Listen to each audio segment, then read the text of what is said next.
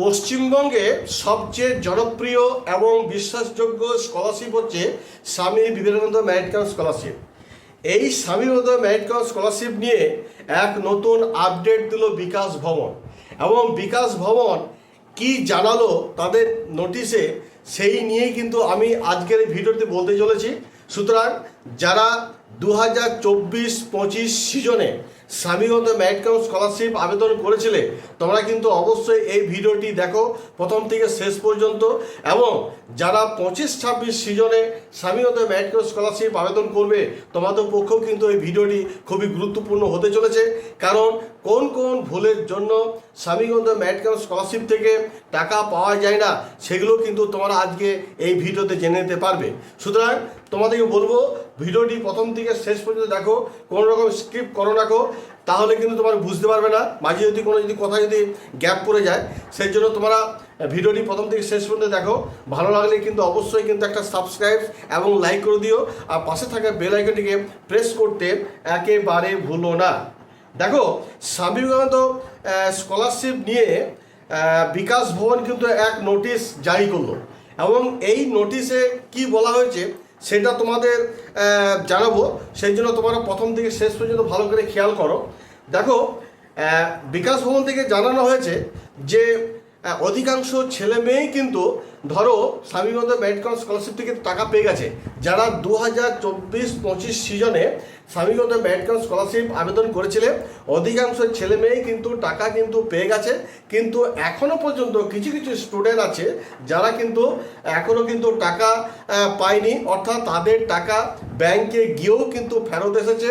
আর college স্তরে তো একেবারে টাকা তো পায়নি, কিন্তু কি কারণে তারা টাকা পায়নি এবং ব্যাংকে গিয়েও কিন্তু টাকা গিয়েও ফেরত এসেছে, সেই নিয়েই কিন্তু এখানে বিকাশ ভবন নোটিশে যেটা জানিয়েছে সেটা হচ্ছে যে তোমাদের ধরো যে সমস্ত কারণের জন্য ব্যাংকে টাকা গিয়েও কিন্তু টাকা ফেরত এসেছে, অর্থাৎ 2024-25 সিজনে যে সমস্ত স্টুডেন্টরা Swami Vivekananda merit cum scholarship আবেদন করেছিলে, কিছু কিছু ছেলে মেয়ের কিন্তু ব্যাংকে টাকা গিয়েও কিন্তু ফেরত চলে এসেছে।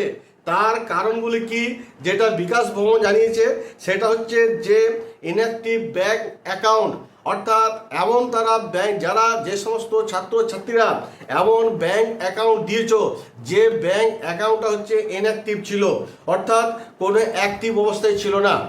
2 নম্বর হচ্ছে অনেক সময় কিছু কিছু ব্যাংক অ্যাকাউন্ট তোমরা দিয়েছিলে, সেটা হচ্ছে মাইনার অ্যাকাউন্ট। আবার অনেকে কিন্তু 3 নম্বর কারণ হচ্ছে যে অ্যাকাউন্ট নাম্বার কিন্তু অনেকে কিন্তু ভুল দিয়েছো। 4 নম্বর হচ্ছে টেম্পোরারি ক্লোজ অ্যাকাউন্ট, এবং 5 নম্বর হচ্ছে যে তোমরা যে ব্যাংকের যে IFSC কোড সেটাও কিন্তু ভুল দেওয়ার জন্যই কিন্তু তোমাদের ব্যাংকে টাকা গিয়েও কিন্তু সেখানে টাকা তোমাদের ফেরত চলে এসেছে। তাহলে Swami Vivekananda merit cum scholarship থেকে টাকা পেতে গেলে ব্যাংকের ডিটেলসে যদি তোমরা ঠিক মতো যদি না দাও, তাহলে কিন্তু তোমাদের টাকা এসেও কিন্তু তোমাদের টাকা কিন্তু ফেরত চলে যাবে। এই জন্য যে 2024-25 সিজনে যে সমস্ত স্টুডেন্টরা ধরো টাকা পাওনি, এই সমস্ত কারণের জন্য কিন্তু তোমার অনেকে টাকা পাওনি, আর এর জন্য কিন্তু বিকাশ ভবন মানে পুনরায় যাতে তোমরা টাকা পাও, সেই জন্য কিন্তু কি করেছে না, নতুনভাবে একটা ফান্ড ছাড়া হবে, তার জন্য কিন্তু একটা ব্যবস্থা করা হয়েছে। এবং এই জন্য তোমাদের কি করতে হবে বা বিকাশ ভবন কি করতে বলেছে তা তোমরা কিন্তু জেনে নাও। প্রথমত হচ্ছে যে তোমরা যদি পুনরায় যদি আবার ব্যাংকে তোমাদের নিজেদের টাকা যদি ফেরত পেতে চাও, তাহলে তোমাদের সেটা কি করতে হবে, প্রথমে ব্যাংকে গিয়ে প্রথমে তোমরা যোগাযোগ করো এবং সেইখানে ব্যাংক অ্যাকাউন্টটাকে অ্যাক্টিভ করে নাও যেটা ইনঅ্যাক্টিভ অবস্থায় আছে, এবং প্রয়োজন হলে তোমরা KYC দিয়ে এবং আধার কার্ড লিঙ্ক করে সেটাকে কিন্তু তোমরা কি করবে, আপডেট করে নিতে হবে।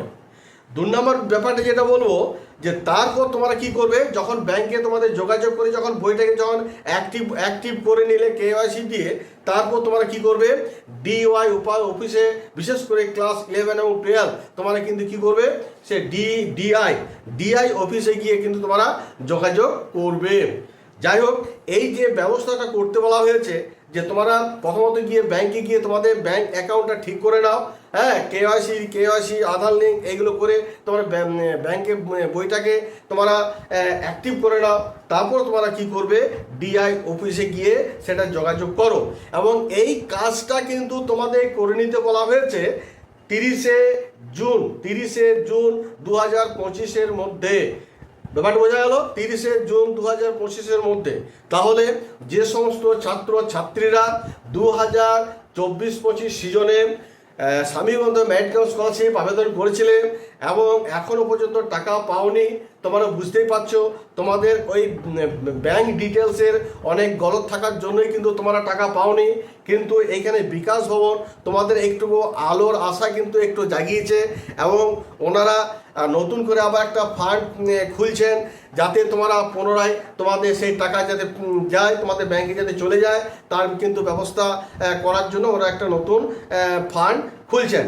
তো যাই হোক, তোমরা কিন্তু এই ব্যবস্থাগুলি করো যেগুলো বলা হলো। আর পরিশেষে বলি, যদি আমার ভিডিওটি ভালো লেগে থাকে তাহলে অবশ্যই কিন্তু একটা লাইক করে দিও। আর তোমাদের বন্ধু বান্ধবদের মধ্যে সবাই মানে এই ভিডিওটি অনেক করে শেয়ার করো, কারণ তোমাদের অনেক বন্ধু বান্ধব আছে যারা কিন্তু এখনও কিন্তু এই স্বামী মেরিট কাম স্কলারশিপ থেকে টাকা পায়নি এবং এখানে ব্যাংকের যে ডিটেলসটা সেইখানে অনেক গলত থাকার জন্য হয়তো তারা টাকা পায়নি এবং অনেকে ভাবছে হয়তো টাকা হয়তো আর পাবো না। কিন্তু এইখানে বিকাশ ভবন যে একটা নতুন ফান্ড খোলার একটা ব্যবস্থা করেছে, হ্যাঁ, এবং তোমরা যাতে পুনরায় আবার টাকা পাও এই জন্য এই ভিডিওটি তোমরা কিন্তু অনেক করে শেয়ার করে দাও। আর পরিশেষে বলবো যে তোমরা কিন্তু এই কাজটা যেগুলো তোমাদের বললাম যে ব্যাংকে যাও, ব্যাংকে গিয়ে যোগাযোগ করে ব্যাংক অ্যাকাউন্টটাকে অ্যাক্টিভ করে নাও, কেওয়াইসি দাও, আধার লিঙ্ক করো, তারপরে তোমরা কি করবে, ডিআই অফিসে যোগাযোগ করো এবং এই কাজটা কিন্তু 30শে জুন 2025 মধ্যে তোমাদের করতে হবে, যেটা বিকাশ ভবন কিন্তু নোটিশ দিয়ে জানিয়ে দিয়েছে। যাই হোক, এই বলে আপাতত ভিডিওটি এখানে শেষ করছি। তোমরা সকালে ভালো থাকো, ধন্যবাদ।